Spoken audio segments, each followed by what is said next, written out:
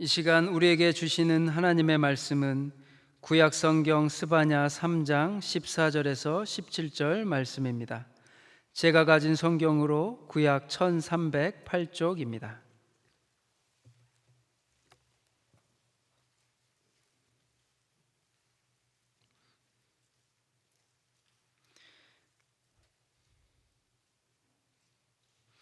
스바냐 3장 14절에서 17절 말씀을 교독하시겠습니다. 시온에 따라 노래할지어다. 이스라엘아 기쁘게 부를지어다. 예루살렘 따라 전심으로 기뻐하며 즐거워할지어다.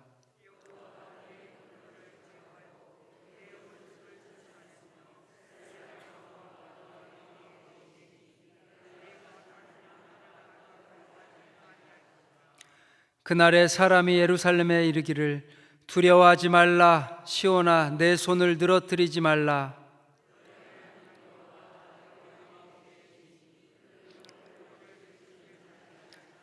그가 너로 말미암아 기쁨을 이기지 못하시며 너를 잠잠히 사랑하시며 너로 말미암아 즐거이 부르며 기뻐하시리라 하리라. 아멘. 스바냐 선지자는 남유다 16대 왕 요시야 왕 때 여호와의 날을 선포했습니다. 예루살렘에서 이방신을 섬기고 부패와 거짓에 빠져 있는 택한 백성들에게 하나님이 반드시 심판하실 것을 선포하고 진노의 날이 임박하기 전에 회개하고 돌아오라고 외쳤습니다. 여호와의 날은 믿지 않는 자들에게는 심판의 날이지만 통회하고 회개하고 말씀을 지키는 자에게는 축복의 날입니다.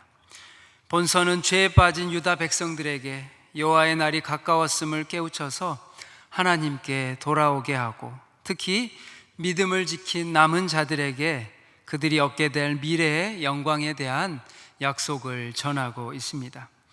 1장은 유다에 대한 진노와 심판, 2장은 이방 나라들에 대한 분노와 심판, 3장은 하나님의 진노에서 치료로, 황폐로부터 하나님의 구원을 말하고 있습니다. 1장, 2장을 보면 멸절하리라, 진멸하리라, 하나님의 분노의 말들이 많이 나옵니다. 그런데 진노하셨던 하나님께서 왜 마음을 돌이키시고 우리를 구원하시고 회복하실까요? 하나님께서 우리를 구원하심은 우리를 사랑하시기 때문이며 우리를 기뻐하시기 때문입니다. 이는 참으로 놀랍고 은혜로운 사실입니다. 우리도 우리 자신을 정직하게 보면 참으로 허물과 죄악투성이이며 어떤 소망도 없다는 것을 잘 알고 있습니다. 그럼에도 불구하고 하나님께서 우리를 구원하신 것은 당신의 크신 긍휼과 사랑 때문입니다. 우리는 당연히 하나님께서 베푸신 구원에 감사하며 그 구원을 인하여 기뻐해야 합니다. 느헤미야 8장 10절에 여호와로 인하여 기뻐하는 것이 너희의 힘이니라. 그리고 그분의 성품과 뜻을 헤아려 하나님을 본받는 삶, 하나님을 기쁘시게 하는 삶을 살아야 합니다. 또한 우리 주변에 사랑받지 못하느니 기쁨과 행복과는 무관한 것처럼 살아가는 이들, 좌절하고 절망하고 낙심한 이들을 하나님의 심정으로 사랑하며 그들을 구원의 자리로 이끄는 것을 기뻐해야 합니다. 본문을 기록한 스바냐는 눈물의 선지자 에레미야와 선지자와 함께 활동하였고 이사야와 같이 왕족이었습니다. 요시야의 아버지는 아몬, 그 위는 므낫세. 이 므낫세는 이스라엘 역사상 가장 종교적으로 도덕적으로 타락하고 정치적으로 폭정이 심했던 시기였습니다. 그런데 또 놀랍게도 그 위가 바로 그 유명한 벽을 보고 간절히 기도하여 하나님께 너의 생명을 15년 연정해 주겠다라고 기도 응답을 받은 히스기야 왕입니다. 히스기야 왕 아들이 므낫세입니다. 믿음의 왕에서 어찌 이리 최악의 왕이 나왔는지 우리의 자녀들 믿음으로만 키워야 합니다. 누구도 장담할 수 없습니다.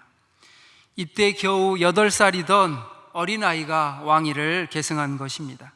이런 상황 속에서 스바냐 선지자는 사명을 감당해야 했으니 선지자지만 얼마나 절망했을지 충분히 짐작할 수 있습니다. 제가 2016년 7월에 북한 접경 지역을 방문한 적이 있습니다. 작은 배를 타고 압록강을 둘러보면서 일하는 북한 사람을 보았습니다. 한눈에 보기에도 영적으로, 육적으로 억압당하고 짓눌려 있는 그들을 볼 수 있었습니다. 사탄의 노예로 살아가는 북한 사람을 보았습니다. 억눌리고 포악에 짓눌린 영혼들, 그들을 보니 마음이 무거웠고 눈물이 났습니다. 하나님, 이 땅을 고쳐주소서. 하나님, 북한을 불쌍히 여겨주소서. 속으로 기도하였습니다. 이어 백두산을 가는 길에 조선족 가이드가 우리 함께했던 청년들이 천지를 보기 원하면서 목사님의 영성에 따라 백두산 천지를 볼 수도 있고 못 볼 수도 있다고 하였습니다. 처음에는 그러려니 했는데 자꾸 인설 목사님 영성에 달려있다고 하니 농담이지만 자꾸 부담이 되었습니다. 백두산에 일정이 다가오니 마음이 부담이 되어서 일기예보를 찾아보니 내일 비가 온다는 겁니다. 백두산 천지 가는 날 새벽에 잠을 잘 수가 없었습니다. 주님, 못 보면 제가 어떻게 사역하나요? 제가 너무 상처받을 것 같습니다. 안 그래도 힘든데 난 주님의 종이 아닌가 봐. 그런데 백두산 올라가는 길이 높은 편입니다. 계단도 많고 버스 타고 30분 정도 올라가서 내려서 걸어가야 하는데 그때에도 구름이 많았습니다. 버스에 내려 계단을 올라가는 중에 구름이 변화무쌍했습니다. 그런데 정말 갑자기 하나님께서 맑은 날씨를 주셨습니다. 저 백두산 천지의 호수에 구름이 비치는 모습을 보면서 하나님께 감사했습니다. 참고로 날씨는 저의 영성과 관련이 없습니다. 천지를 보며 북한 땅을 위해 기도하였습니다. 그러면서 그 개마고원에서 따스한 햇빛 속에 저는 하나님의 따스함을 느끼며 저도 힘들었지만 하나님이 저에게 힘내, 잘할 수 있을 거야. 그래, 지친 저에게 힘을 주시는 하나님을 느낄 수 있었고 북한을 향한 희망을 보았습니다. 저는 절망의 땅에서 하나님의 희망을 보았습니다. 오는 토요일이면 6.25가 일어난 지 72주년이 됩니다. 민족의 아픔이자 큰 상처를 남긴 전쟁, 독재국가 북한이라는 나라가 어떻게 무너지고 평화 통일이 될지 희망이 보이지 않지만 1907년 평양 대붕운동과 믿음의 성도들이 다 남아하여 나만이 하나님의 축복을 받게 되었습니다.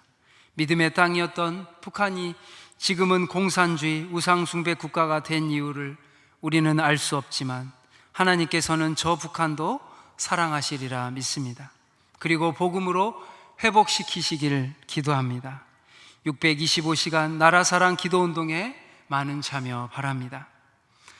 이처럼 절망스러운 상황에 스바냐 선지자는 어떻게 희망을 노래할까요?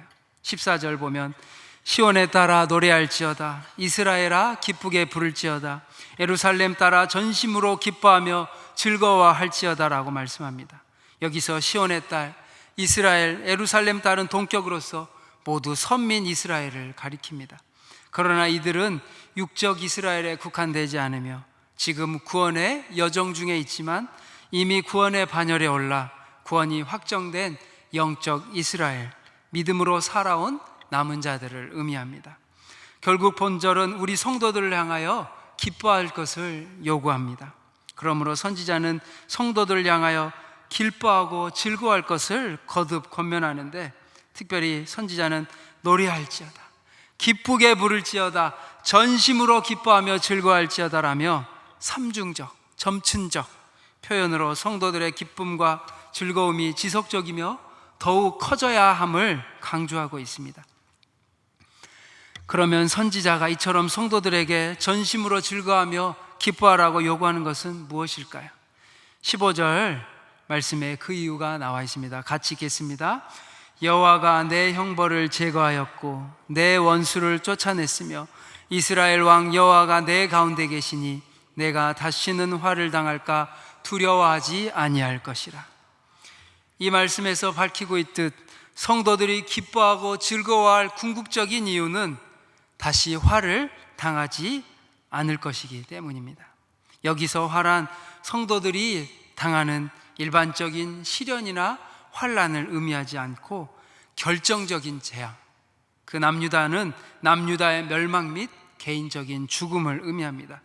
이는 성도들이 이 세상에서 어떤 환난, 어떤 시련도 겪지 않을 것임을 의미하는 것이 아니라 성도들이라도 하여도 세상에서 여러 가지 환난에 부딪히게 마련이며 사실 악하고 불의하며 거짓된 세상 가운데 거룩한 삶, 선하고 의롭고 진실된 삶을 살려면 하나님과 상관없는 삶을 사는 이들보다 더 큰 시련과 고난에 직면할 것을 말합니다.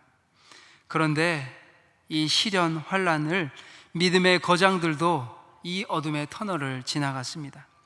영원의 밤을 지날 때 그들도 절규했으며 하나님께 외치고 기도하며 침묵하기도 잠잠하기도 하였습니다. 다윗이 시편 23편에 내가 사망의 음침한 골짜기를 다닐지라도 해를 두려워하지 않을 것은 주께서 나와 함께 하심이라. 다이애나 그루버의 영혼의 밤을 지날 때라는 책에 루터 이야기가 나옵니다. 종교의 개혁을 위해 일평생을 헌신한 마틴 루터에게 심각한 질병이 있었습니다. 그것은 우울증이었습니다. 그 책 중에 허기진 사냥개가 먹이를 구석에 몰아가듯 어두운 생각이 나를 맴돌았다. 금방이라도 달려들어 날카로운 이빨로 숨통을 끊어버릴 기세다.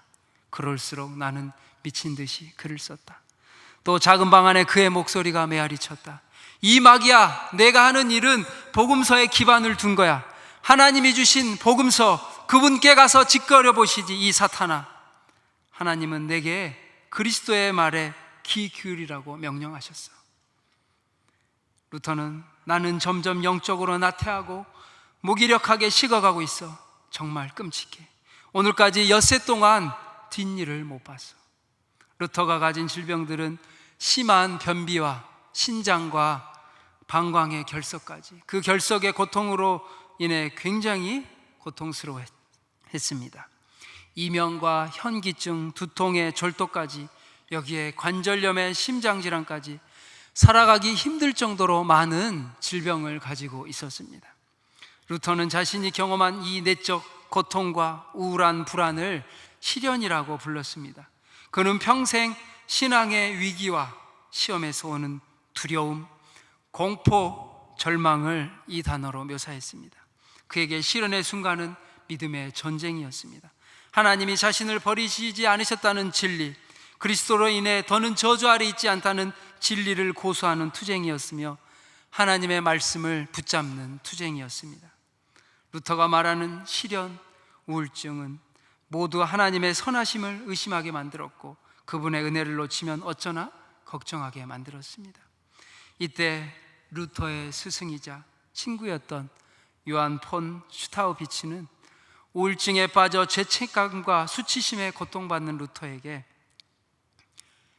십자가에 달리신 그리스도의 상처를 보게, 부서진 그의 몸에서 흘러나오는 피를 보게, 거기서 우리는 하나님의 사랑이 얼마나 큰지 확인할 수 있네라고 위로하였습니다.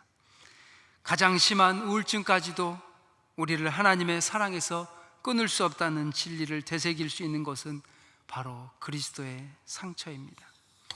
루터도 뒤돌아보면 내가 복음을 더 깊이 이해할 수 있었던 것은 다른 어떤 경험보다 우울증으로 힘들었던 시간 덕분이라고 하였습니다. 하나님은 내가 그분에게서 가장 멀리 떨어져 있다고 생각했을 때 나를 만나주셨고 어렸을 적부터 붙들어온 말씀이 사실임을 알려주셨습니다. 또 1850년대 영국을 영적 대각성과 부흥을 일으킨 찰스 스펄전도 어려움이 있었습니다. 그 또한 심각한 우울증에 시달렸습니다. 스펄전은 좋은 그리스도인은 우울증에 걸리지 않는다는 비난을 참을 수 없었습니다. 그의 설교에서 하나님의 사람도 종종 어둠 속을 거지며 빛을 보지 못할 때가 있다. 가장 고결한 성인도 기쁨 없이 살아갈 때가 있다 라고 항변했습니다. 스펄전은 우울증이 어떤 사람이 그리스도인인지 아닌지 구별할 수 있는 그 기준이 될 수 없으며 신앙의 성장과도 관계가 없다고 단언했습니다. 신실하면서도 우울할 수 있다. 우울하다는 것이 은혜에서 멀어진다는 것이 아니고 증표도 아니다. 기쁨과 확신을 잃었을 때 도리어 영적으로 크게 성장했다고 말했습니다. 스펄전은 이렇게 말했습니다. 하나님의 약속은 하나도 빠짐없이 다 이루어진다고. 특별히 시험당하는 교우들에게 말했습니다. 형제 자매 여러분, 하나님은 선하십니다. 그분은 여러분을 저버리지 않으십니다. 어떤 상황에서 여러분을 안고 가실 것입니다. 모든 것이 사라져도 하나님의 말씀은 절대 사라지지 않습니다. 루터와 스펄전을 보며 로마서 8장 28절의 말씀이 생각났습니다. 함께 읽겠습니다. 우리가 알거니와 하나님을 사랑하는 자 곧 그의 뜻대로 부르심을 입은 자들에게는 모든 것이 합력하여 선을 이루느니라. 아멘.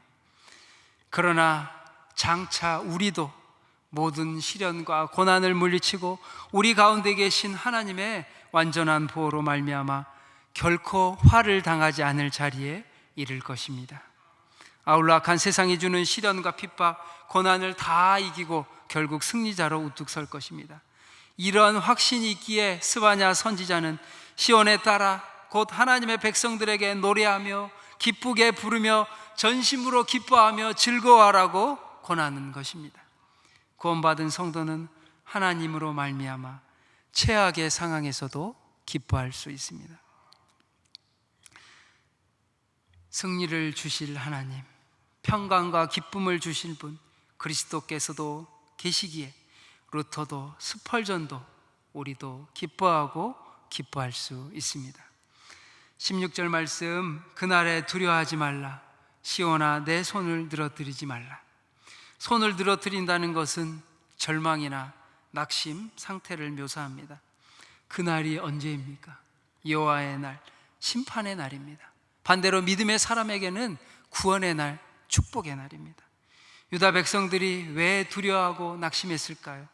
하나님의 분노와 징계, 심판에 대한 두려움, 주변 나라들의 침입에 대한 두려움 때문이었습니다. 우리도 이제 점점 코로나가 끝나가고 일상이 회복되는데 이것이 좋은데 다시 출근하고 모임도 생기고 사람들을 만나니 좋으면서도 불편한 점이 있습니다. 예전처럼 하려니 힘이 드는 것도 있고 다시 하려니 스트레스도 받고 불안하고 두렵기도 합니다. 다시 뭔가를 해보려고 하나님 앞에 나아가려고 하는데 어렵고 주저앉을 때가 있고 좌절하고 낙심하는 사람들이 많습니다. 오늘도 우리는 만모니즘의 노예가 되어 다람쥐 쳇바퀴처럼 돌다가 영혼의 안식을 잃어버리고 살다가 암을 만나거나 교통사고를 당하거나 실직하거나 파산하거나 우울, 불안에 걸려듭니다. 힘들고 어려우면 다른 사람을 원망합니다. 희생양이 필요합니다. 오늘날 이 시대가 왜 이렇게 점점 악해져 가는지 고민이 있었습니다. 이 시대가 왜 이렇게 완악하고 교만하고 무정한지, 우리의 교만과 자기 중심성 때문이고 이것이 완악함과 무정함을 낳습니다. 잔인하고 폭력적이고 교만과 자기 중심성은 완악함과 무정함을 낳습니다. 이때 우리의 원수마귀 사탄은 우리가 서로 미워하게 하고 싸우게 합니다. 미움은 두려움을 낳고 두려움은 분노를 낳고 분노는 폭력을 낳습니다. 완악하고 무정한 갈등과 미움 불안한 세상 속에서 그러면 우리 성도는 어떻게 살아야 할까요? 로마서 12장 14, 17절에 답이 있습니다. 우리 함께 읽겠습니다. 너희를 박해하는 자를 축복하라. 축복하고 저주하지 말라. 즐거워하는 자들과 함께 즐거워하고 우는 자들과 함께 울라. 서로 마음을 같이하여 높은 데 마음을 두지 말고 도리어 낮은 데 처하며 스스로 지혜 있는 채 하지 말라. 아무에게도 악을 악으로 갚지 말고 모든 사람 앞에서 선한 일을 도모하라. 답은 알겠는데 실천하는 게 너무 어렵습니다. 또 21절에 보면 악에게 지지 말고 선으로 악을 이기라. 이기라, 제압하라. 이 단어는 군사 용어인데 팀 켈러 목사는 로마서 책에서 악을 악으로 갚는 것은 전쟁에서 제대로 싸워보지도 못하고 악에게 패하는 것과 같다라고 말했습니다. 악을 물리치는 유일한 길은 해를 입힌 사람에게 선을 행하는 것입니다. 다시 말해 잘못한 사람을 미워하게 되면 사탄이 이기는 것입니다. 악을 이기는 유일한 길은 그 사람을 용서하고 사랑하는 것입니다. 미워 죽겠는데 어떻게 용서할 수 있을까요? 어떻게 사랑할 수 있을까요? 나는 못합니다. 맞습니다. 우리는 못합니다. 하나님의 은혜로 해야 합니다.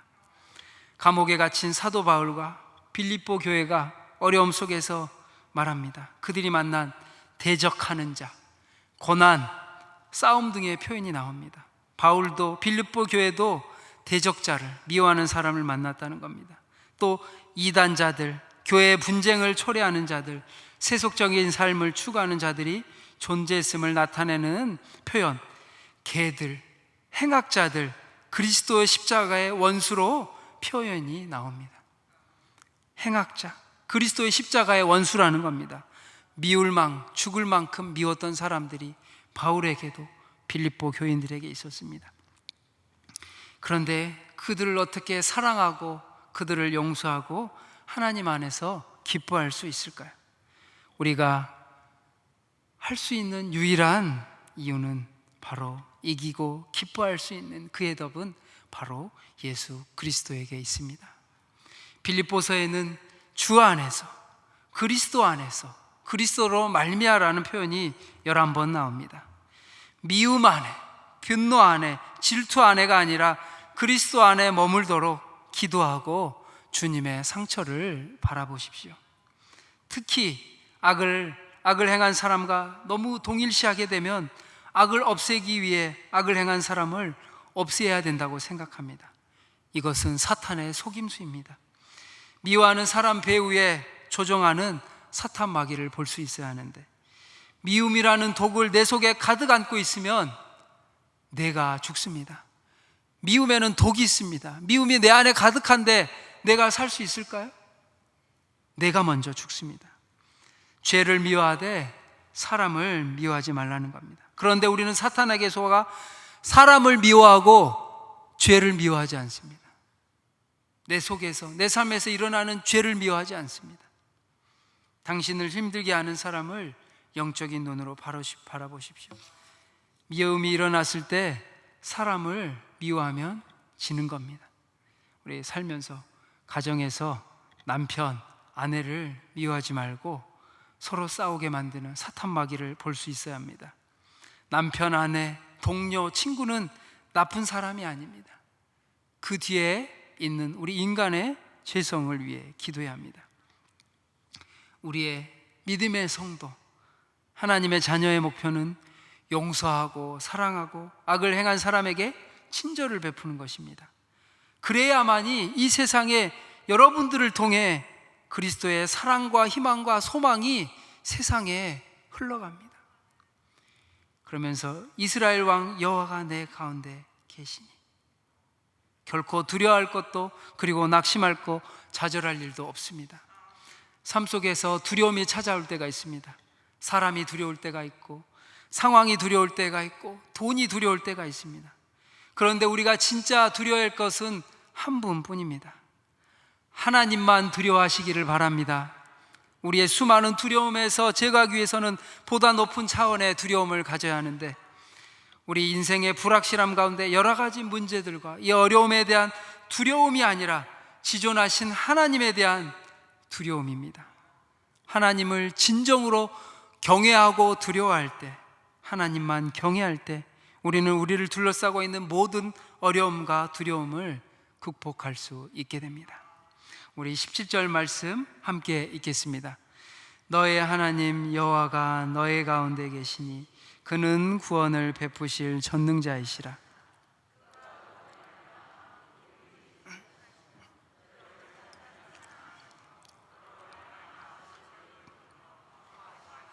하리라. 아멘. 우리 함께 찬양하겠습니다. 너의 하나님, 너의 하나님 여호와가 너의 가운데 계시니 그는 구원을 베푸실 전능자시라.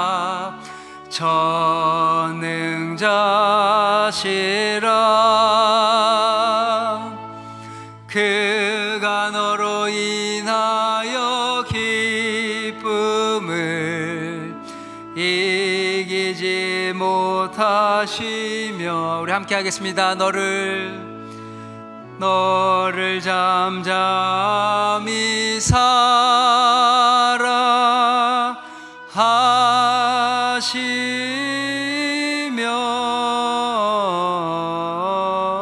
즐거이 부르며 기뻐. 우리 이제 나의 하나님 여호와가 나로 하겠습니다. 나의 하나님, 우리 가슴에 손을 얹고 찬양하겠습니다. 여호와가 나의 가운데 계시니 그는 구원을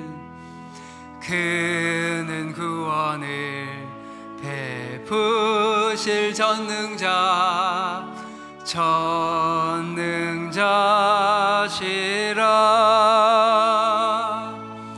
그가 나로 인하여 기쁨을 이기지 못하시며 나를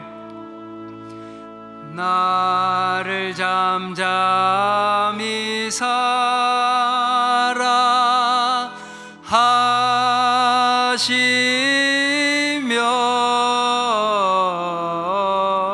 즐거이 부르며 기뻐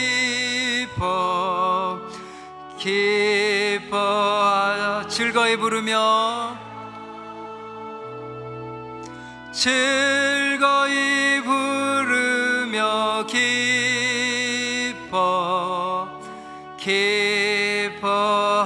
기뻐하시리라. 아멘. 우리 옆에 사람과 인사했으면 좋겠습니다. 하나님께서 당신을 기뻐하십니다. 하나님께서 당신을 기뻐하십니다. 또 나에게 하나님께서 나를 기뻐하십니다. 하나님께서 나를 기뻐하십니다. 아멘. 여기에 이 17절 가운데 특별히 잠잠이란 단어가 있습니다.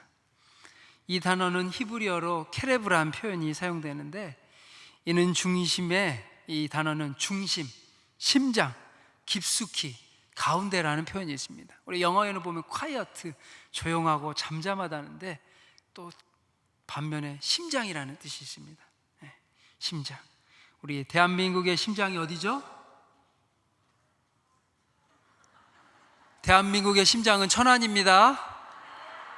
천안의 심장은 천안중앙교회입니다. 우리 천안중앙교회를 말미암아 대한민국 전 세계가 뛰게 될 줄 믿습니다. 케레브, 잠잠히 살아. 하나님이 우리를 그토록 사랑하십니다. 제가 개인적으로 아침에 일어나면 잠깐 기도하고 바로 하는 행동이 있습니다. 자녀들이 자고 있는 방에 가서 잘 자나 확인해 보는 겁니다. 잠은 잘 자고 있는지, 이불을 다 벗어던지고 추워하지는 않는지, 더워하지는 않는지, 기쁨을 이기지 못해서 움직이게 됩니다. 애들은 잘 때가 가장 귀엽습니다. 우리 성도님들은 더 잘하시겠지만 시켜서 매일 자녀들의 이불을 덮어주라고 하면 못합니다. 그런데 제가 할 수 있는 원동력은 바로 사랑하기 때문입니다. 제 심장에 자녀들이 있기 때문입니다. 제가 원래 그런 사람이 아닙니다. 그런데 사랑하니까 자동으로 움직이게 됩니다. 혼자 좋아서 기뻐하는 겁니다. 이 말은 하나님 심장에 너 있다, 여러분 있답니다. 우리 연인들이 내 안에 너 있다, 이 케레브란 단어를 기억하십시오. 우리 빌립보서 1장 8절 같이 읽겠습니다. 내가 예수 그리스도의 심장으로 너희 무리를 얼마나 사모하는지 하나님이 내 증인이시니라. 사도 바울에는 이 영혼을 향한, 성도들을 향한 그 마음이 심장에 가득했습니다. 하나님은 당신의 백성의 중심에 계시며 백성이 고동치는 심장, 내면 깊숙한 곳에 자정하시는 분임을 나타냅니다. 그 하나님께서 여러분과 관계를 맺으시고 여러분 가운데 거하신다는 겁니다. 하나님의 구원은 내가 너를 구원할 거야 그냥 말하는 것이 아니라 하나님께서 우리 인간에게 내려와 구원해 주셨습니다. 하나님께서는 친히 고통 가운데 있는 선민들 가운데 계시며 그들 가운데 거하시며 그들 가운데 구원을 이루시겠다는 겁니다. 그래서 그는 구원을 베푸실 전능자이시라. 이 복음은 우리를 자유롭게 해주며 하나님이 기뻐하시는 삶을 살도록 동기를 부여해 줍니다. 우리는 이 사랑 안에서 하나님의 충만한 완전한 은혜와 사랑을 받았습니다.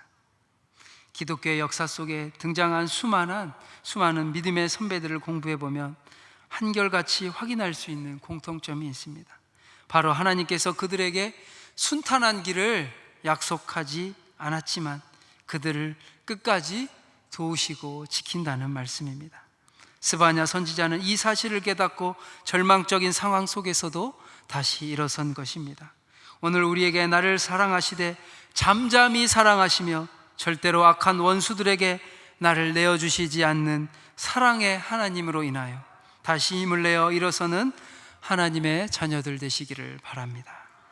기도하겠습니다. 사랑과 은혜가 많으신 하나님, 우리가 절망하고 좌절하고 낙심할 때 우리를 사랑하시는 하나님을 보기를 원합니다. 우리의 눈이 예수 그리스도의 상처를 보게 하시고 십자가에서 고통당하신 예수 그리스도의 고통을 바라보게 하시며 우리를 사랑하신 놀라운 심판과 구원의 십자가를 바라보게 하여 주시옵소서.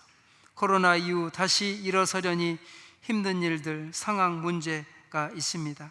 우리 성도님들에게 힘을 더하여 주시고 여호와로 인하여 그때마다 기뻐하며 즐거이 부르며 여호와를 찬양하기 원합니다. 절망의 땅에서 한 송이 희망의 꽃이 피어나게 하시고 주 안에서 그리스도로 말미암아 예수 그리스도의 이름으로 승리하는 성도들 다 되게 하여 주시옵소서.